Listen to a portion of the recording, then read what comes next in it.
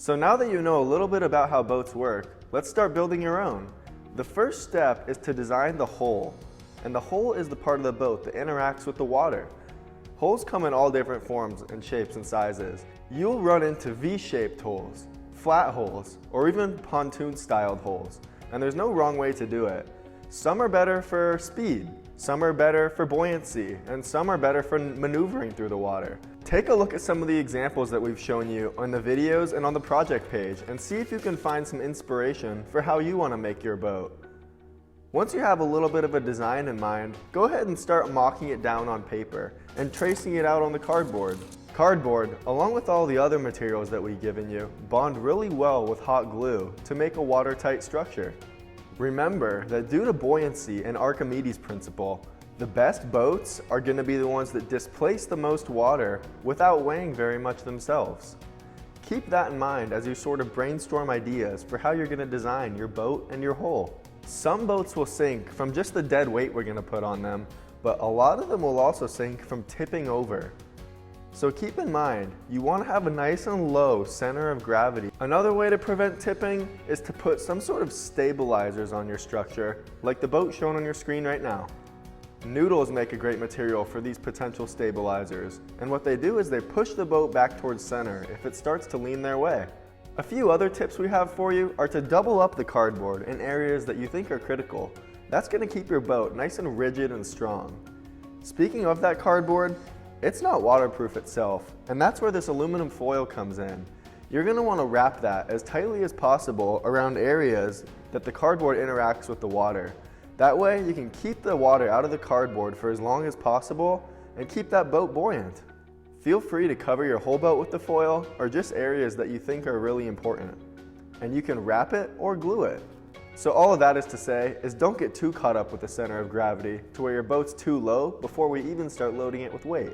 We're going to tell you a little bit more about what this tape core is in the next video, but make sure you do leave space for it on the main deck of your boat, because that's where we're going to be applying the load to sink your boat.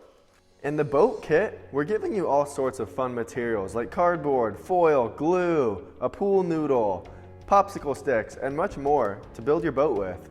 And we can't wait to see how you use all those materials creatively to build a great boat and floating structure. And in case any questions pop up about your boat, or you'd just like to talk about STEM in general, please log on and take advantage of our Zoom calls, as we'd love to help you through those questions and get to know you a little bit better.